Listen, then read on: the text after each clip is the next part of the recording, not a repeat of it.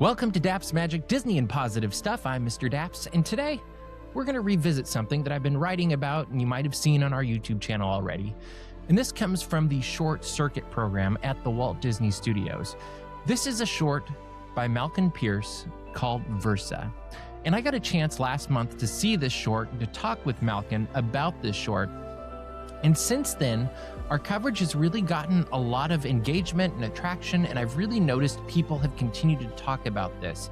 So I thought it was worth revisiting, and it's been in my head too, and chatting a little bit about what I personally took away from Versa, why I think it's such an important short for the Walt Disney Animation Studios, as really all of Short Circuit is, that whole program, but really why it stuck out to me over the last month and a half. And I hope you'll enjoy this. I hope you'll bear with me.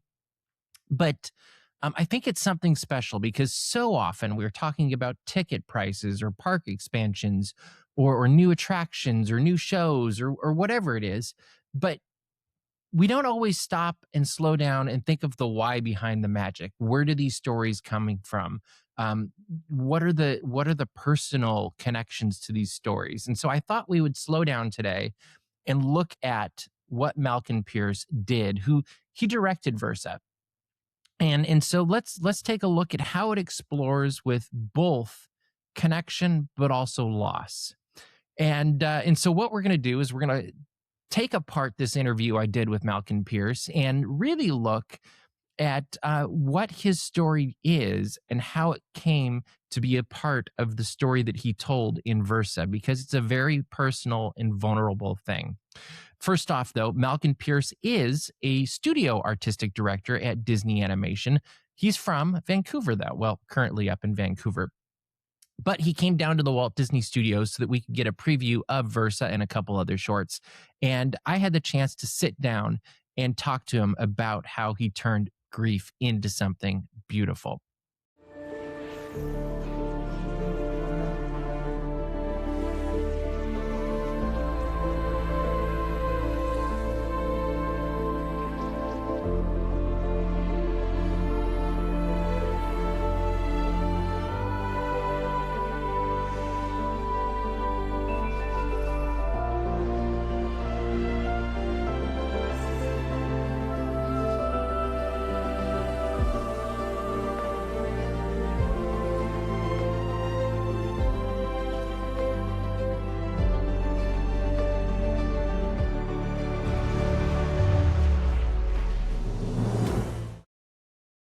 So Malcolm's journey really began while he's working on Moana. And like many of us, when something terrible happens or something overwhelming happens, we turn to our passion and we work to navigate these difficult times with the passions that we have. And in this case, this was the loss of his son named Cooper. And I could talk about this, but let's listen to Malcolm as he talks about how he used Moana as a distraction, but really it was just that. It didn't get him away from anything. After we lost Cooper, there was a moment where I went back and I was using production as a way to cope by distracting myself. And this was on Moana. And so I was coming in right back into it. This was great. What a great distraction. I can just focus on dailies and working with the team, and we're busy, and it kept my mind sort of off of, the hard stuff. And then when I go home, it was always right there again. And I think once we wrapped Moana, then suddenly I didn't have a really clear distraction anymore. So I think this is something that many of us can relate to. We often find solace in creativity, in focusing on projects. And it's something, but it's not necessarily everything. It's not traditional or true healing. And just as Malcolm discovered and shared, the real magic for him happened when he stopped running away from his pain and instead started looking directly at it. And for Malcolm, the pivotal moment really was in the nursery at home that had already been put together, all ready to go for when Cooper would arrive. And Malkin was blessed with a wife that I think is not just supportive, but also wise. And so she was documenting the journey of pain. And she was doing this through photography because she's a photographer. And what ended up happening is a series of photos that she took really became a foundation or a blueprint for what would become Versa. I think once we wrapped Moana, then suddenly I didn't have a really clear distraction anymore. And I started to think about, well, my wife was like, sorry, I'm a little all over the place. The nursery was kind of a point where I would avoid, and we would walk up to get to our bedroom. I'd have to walk past the nursery, and I'd always kind of keep the door closed. And I'd often walk up there and the door would be open. Q would be in there. And she'd say, I think it's time, things are quieted down. I think it'd be good for you to go in there. And I kicked and screamed for the longest time. Like, no, I don't think I'm not ready yet. In my head, I was going to be ready at some point. Like, once I'm ready, I'll go in there. And eventually I had to go in there, and she decided to document this experience and took sort of a series of photos that she had a camera on a tripod. And she was like, I want to sort of like take a picture of this moment so we can really, I just want to capture this moment. And so she convinced me, and she's like, I'll be in there with you. She's like, it's going to be good for you. And I went in there for the really kind of the first time with my heart with me. And it was so hard. And I definitely, I would say I was split open. So she took a series of photos. There was the first photo, which is the camera outside of the nursery, and the nursery is clear. Everything else is blurry. Then I let her take a picture of me, but I'm outside the nursery, and I'm blurry and the nursery is clear. I'm like, oh my gosh. And I'm looking at these later. And then there's a photo of me in the nursery where I'm unable to contain my emotion. And then there was this last photo where it's all of these have been in black and white. And then there's this last photo where her and I are hugging, and it's color, and we're smiling. And I remember looking at those photos later and being like, oh my gosh, this is a story. This is the story. And from that moment is when it really started to, like in the short, there's those two stars that start to orbit. Mm-hmm. That's when those, for me with this, they started to kind of start to orbit. I was like, oh my gosh, I think there's something here. And suddenly it was easy to work on it. And it was easy to know why this character would do this. It's because of this or this and that. And that was sort of the nucleus of when we started going on that. And I remember at that point, I'm just going to start drawing stuff. I'm a visual person, so I'm like drawing moments. I'm thinking of like set pieces and making boards of inspiration and all of that stuff. And I got to a point where it's like, okay, I think this is sort of like a full blown, this feels pitchable. So as I was listening to this, one of my favorite parts of Malkin's story with that pivotal moment was the fact that you went from black and white photos into color. And talk about a powerful metaphor. Versa, you see the two stars orbiting one another. And if you haven't seen it yet, I encourage you to hop on over to Disney Plus and watch it. It's a fantastic short. All of the short circuit shorts really are, but this one really, I don't know, there's something very special about it. And there's this moment of reflection and connection that happens. And it reminds us that even when we feel completely split apart and broken, there is that path back to the light, as Malkin put it.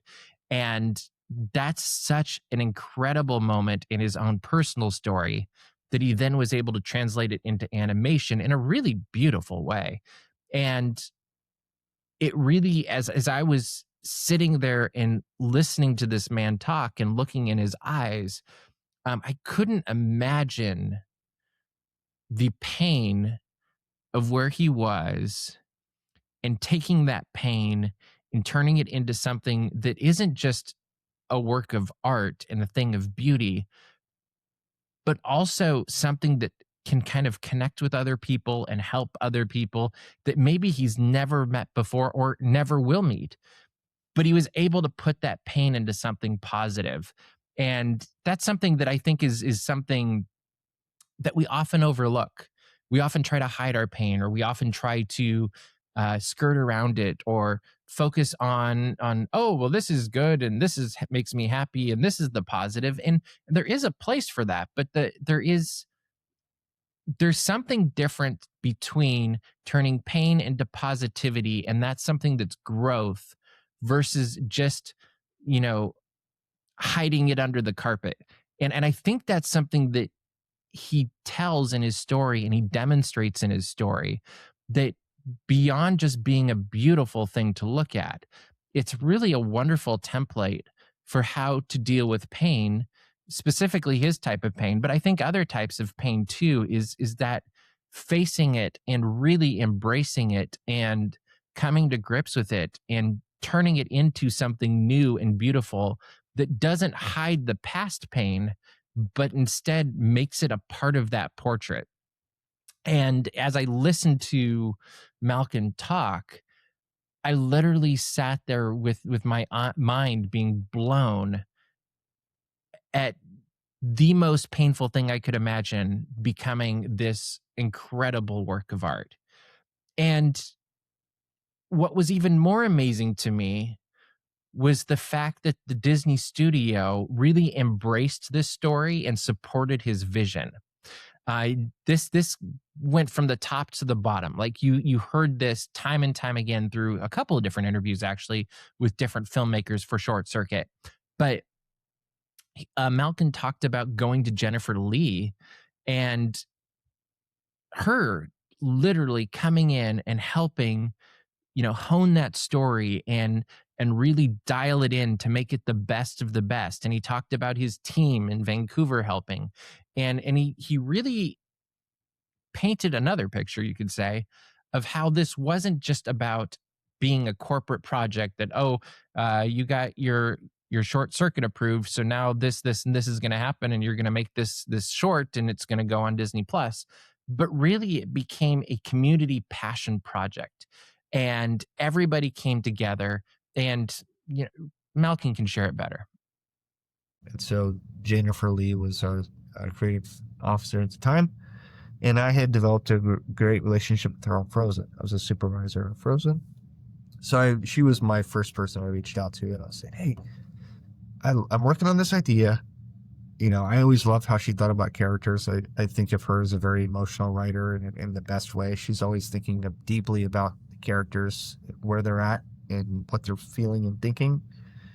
And so let me get her take on this. And she was so supportive. And we sat in the ABC casting room, the little hallway, and we sat there for like an hour. And she was just like, think about this. I think you should think about like what these characters, whose point of view is it going to be from, and this and that. And so I would just check in with her every couple months. Like, okay, I was thinking about that. There's my update. And we just did that. I feel like sometimes you assume there's this moment where it's like, all right, we're gonna take pitches, and then you can come in and you're gonna get a green light on your project, and you can start doing it. But I think a lot of our projects here, people are just sort of working on these things, and they just kind of eventually find opportunity. Yeah. And that was my experience on how getting it going. But then all the way through production, every time I shared it would get a little bit easier to talk about, a little bit easier to share. And really, in the beginning, it was like me feeling like I was kind of stepping out there. And then it started to change, where folks were actually coming to me with experiences. Hey, thanks for sharing that. I lost my son.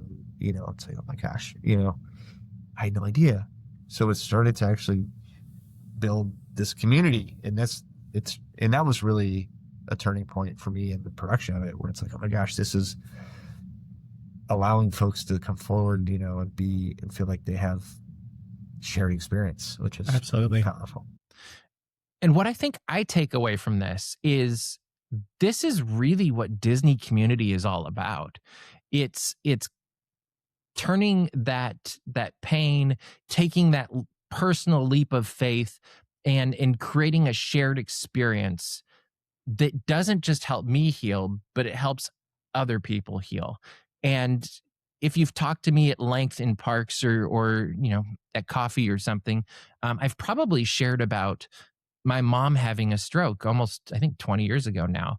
And I remember after she had her stroke and after everything happened, I went to Disneyland. I had a lot of friends that worked there and still do. And I remember talking with people at Disneyland, and many of them had already reached out. And it's everything's kind of a blur after something like that happens. You don't know what to think, you don't know what to do. You just are trying to make it from one day to the next. And I remember as I was talking to people at Disneyland and riding the train and going to the watch shop or whatever else it was, I remember walking away feeling a little bit better because these people just acted like a metaphorical warm hug. There was no like, oh, this will fix it. There was no, oh, you need to do this. There was no, you should do that, or guidance or platitudes or whatever. It was all just people really meeting me where I was at and and really just connecting. And that community moment is, I think, one of the best ones I can think of through my years covering Disney and going to Disney. And I remember just feeling as I drove home that night, and I lived 100 miles away at the time, so I had lots of time to think. But I remember at the time thinking, oh, this is what it's supposed to be. These people are just walking alongside of me. And I don't remember specifically anything anybody said, but I do remember feeling afterwards that we were all in this together and that I wasn't alone and they were walking with me, whatever that was going to be. And whatever ended up happening, whether it was okay or whether it wasn't, they would be there. And that's really what I think support and community is all about. And I think that's what Malcolm was experiencing as he was going through this process of turning this horrible moment into something that's absolutely stunningly beautiful. And the only reason this works is because it's true, it's honest, it's vulnerable. And that's something I wanted to thank, if Malcolm ends up watching this, which would be amazing, I have to thank Malcolm for that, because so often it's all about the glitz, it's all about the glamour, shiny objects or whatever it is. And instead, in this case, we have Versa. And it reminds us that art can be a tool for healing. It reminds us that it can be something it connects. And I loved that throughout the entire process, nobody at Disney ever told Malcolm, hey, let's change this. This might be a little bit too tough. This might be too whatever for Disney. The only thing he was ever told was just make it the best version of itself that it can be. Make it that best story, make it the best short. And I think that's such a powerful testament to the storytelling of Disney, because they weren't asking for it to be varnished or changed or whatever so that it would be, easier to market. Instead, they said, make the best short that you can make with the story that you have. And I think it's a great reminder that we all need to take with us is, one, we should be encouraging our friends to do that. Be the best you. If you're doing this project, do the best you can. Does that mean it's perfect? No. I think so often there's a miss that comes when we work our best and we don't get the best outcome that we'd hoped for. And we just never know what today's best is going to lead to tomorrow. And so I think there's something to be said for do your very best. You can't control the outcome always. That's okay. What you do want to do is really have that community around you and have those people around you that are going to help you find that color again. So you're not living in a black and white world and you're really blossoming as opposed to, being stagnant and stuck. And I think that's an important thing to be thinking about as Disney fans, as people of the world, people of the universe in terms of Versa. But there's such a lovely lesson here of the importance of community and connection. And I think it's something that I'm very thankful for when I look at the community around me. And I hope that you can be thankful for that too. And, if you don't have that community, it's there somewhere. I encourage you to help to find it. And maybe it's not the community you want today, but that doesn't mean it's the community that you have tomorrow. And so often the choices that we make today determine the reality that we live tomorrow. And if you don't have that positive community, I invite you to be a part of ours. And let's build something that does exactly what Versa does. It turns hurt into healing. It turns that pain into something that's positive. And it doesn't do it in a way that sugarcoats it. It doesn't do it in a way that's contrived or fake. It does it in a very real way, in a very honest way, in a very, vulnerable way. And I'm really thankful that Disney was willing to take that chance to tell this story and to let Malkin, really tell the story that he lived. It's the truth that he lived. But I just think I've been carrying this with me for a month now, I think. And it's something that I just think we can't hit on enough, because there's enough pain and suffering, and I'm sounding like Yoda now, but there's enough things going on in the world that are really difficult, that I do think we need to look into the beauty of art, into the lessons of art, and really build ourselves up, build each other up, and really make the world a better place, one conversation at a time, one animated short at a time, one blog at a time, one photo at a time. We can do that. And I think that's something that Versa is such a wonderful reminder of. I hope you've enjoyed this episode of Daps Magic, Disney and Positive Stuff. It's a little bit different than I normally do, but I like to dabble in things and try things. So let me know if you think it worked. If it didn't work, you can tell me that too. Just be nice. And we won't do it again. But if you do like it, I do have other interviews that are coming up and that I currently have that if you like this format, we will try it again and see what happens with that. But I hope you're having an absolutely fantastic time. If you would like more of this Disney and positive stuff, head on over to dapsmagic.com. We'd love to geek out about all of this stuff with you. If you want even more community, head over to Daps HQ. You can do that at dapshq.com or click on the link on the homepage of Daps Magic. And that's really where you get the behind the scenes stuff and connect with us directly. And that's a whole lot of fun. We also have Tuesday nights, Geeks Corner, where you can connect with us live as we geek out about Disney and positive stuff. Always a lot of fun as well. And there's an after show on Daps HQ for that as well. That's a lot of fun that you won't want to miss. Apparently a lot of things are a lot of fun, so I won't repeat that one more time. Anyway, I hope you're having a fantastic day. Make it a great week. Stay positive. Keep kind.